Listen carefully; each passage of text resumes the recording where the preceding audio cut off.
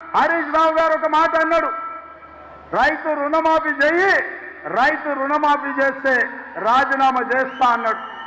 నేను ఈ వేదిక మీద నుంచి మాట ఇస్తున్నా, రామప్ప దేవాలయం శివుడి సాక్షిగా, సమ్మక్క సారలమ్మ సాక్షిగా, 1000 స్తంభాల గుడి సాక్షిగా, అక్కడి సూర్యుడు ఇక్కడ ఉదయించిన, భూమి ఆకాశం తిరగబడ్డా, తుఫానులు వచ్చినా, భూకంపం వచ్చినా, భూమి బద్దలైనా, నేను మాట ఇస్తున్నా 15 ఆగస్టు లోపల తెలంగాణ రైతాంగానికి 15 ఆగస్టు లోపల తెలంగాణ రైతాంగానికి 2 లక్షల రూపాయల రుణమాఫీ చేసి తీరుతా.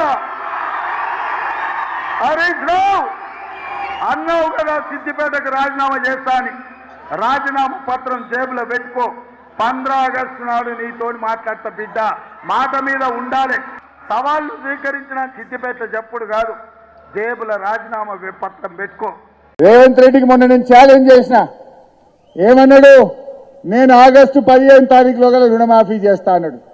రేపు మళ్ళా మెదక్ నుంచి రేవంత్ రెడ్డికి ఛాలెంజ్ చేస్తున్నా, రేపు పొద్దున 10 గంటలకు అసెంబ్లీ ముందు అమరవీరుల స్తూపం దగ్గరికి నేను వస్తా ఉన్నా. నా రాజీనామా లేఖతో నువ్వు వస్తావా?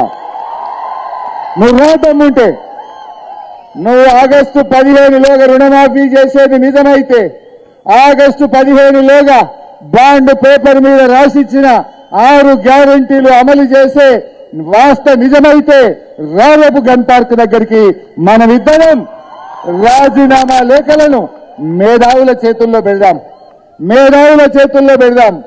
ఆగస్టు 15లోగా నువ్వు 6 గ్యారంటీలను, రుణమాఫీని అమలు చేస్తే నా రాజీనామా లేఖ తీసుకుపోయి స్పీకర్ గారికి ఇస్తారు.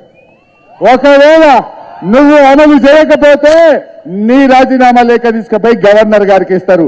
దానికి సిద్ధమేనా అని అడుగుతా ఉన్నా. నువ్వు దానికి సిద్ధమా అని అడుగుతా ఉన్నా. దమ్ముంటే రా,